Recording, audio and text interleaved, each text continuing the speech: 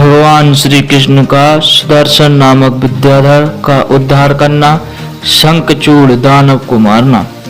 श्री सुखदेव जी कहने लगे कि एक दिन का वृतांत है कि नंद, यशोदा आदि वृंदावनवासी भगवान को साथ लेकर रथ, बहल और बैलगाड़ियों में बैठकर तथा छकड़ों में नाना प्रकार की सामग्री लदवा कर सरस्वती के किनारे भगवती जगदम्बा का पूजन करने के लिए चल दिए।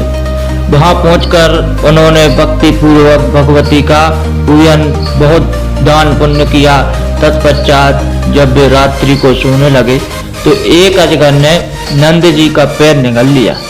तब उन्होंने हे कृष्ण, हे गोविंद, हे जगदीश्वर, हे योगीश्वर इत्यादि नामों से भगवान कृष्ण को पुकारना आरंभ किया।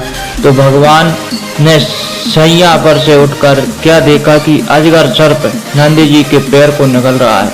हे राजन, इसके बाद जो ही भगवान ने उनके अपने चरण की ठोकर दी तो ही वह सर्प योनि को छोड़कर विद्याधर के वेश में दिव्य रूप होकर भगवान की स्तुति करने लगा। हे जगदीश्वर, आपको मेरा बार बार प्रणाम है। हे जगन्नाथ, आपने पृथ्वी का भार उतारने के लिए संसार में 16 अवतार धारण किया है।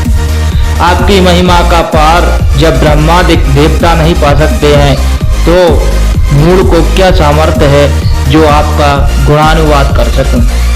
हे योगेश्वरेश्वर, पहले जन्म में मैं सुदर्शन नामक विद्याधर था और अपनी सुंदरता के अभिमान में किसी को कुछ समझता नहीं था। सो एक दिन अंगिरा ऋषि, जो कि देखने में क्रूप लगते थे, उनको देखकर मैं हंस पड़ा।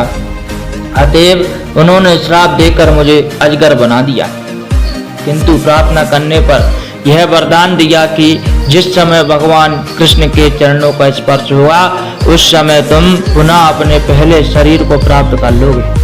हे भगवान, मुनीश्वर की कृपा से आज आपके उन चरण कमलों का, जिनका ध्यान ब्रह्मादिक देवता 8 पहर अपने चित्त में धारण करते रहते हैं, दर्शन पा सकूं। इसके बाद वह विद्याधर भगवान की स्तुति कर अपने लोक को चला गया और तमाम वृंदावनवासी भगवान को साक्षात परमेश्वर का अवतार जानकर उनकी महिमा की बड़ाई करते हुए अपने नगर में आ गए।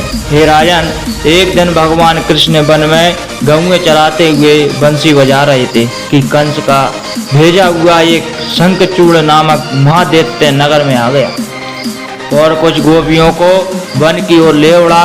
तब गोपिकाओं ने हे कृष्ण, हे जगदीश्वर, हे गोविंद, हे योगेश्वर आदि नामों का उच्चारण करके भगवान को पुकारना आरंभ किया। तो उन्होंने शीघ्र ही वहां पहुंचकर कहा कि मैं आ गया हूं, अब तुम कोई चिंता न करो। इस दुष्ट के मारे जाने पर तुम सब शीघ्र हर्षित होती हुई अपने नगर को चली जाओगी। हे राजन, इसके बाद जब कृष्ण को वहां आया जानकर वह दुष्ट गोपियों को छोड़ जो ही अपने प्राण लेकर भागने लगा तो ही भगवान ने दौड़कर उसके शीश पर एक ऐसा मुक्का दिया कि वह बहुत रक्त बहाता हुआ वहीं गिरकर मर गया। तब गोपियां तो भगवान की स्तुति आनंदित होती हुई नगर को चली गईं और देवता ने नवमंडल से हर्षित होकर पुष्प वर्षा करनी आरंभ कर दी।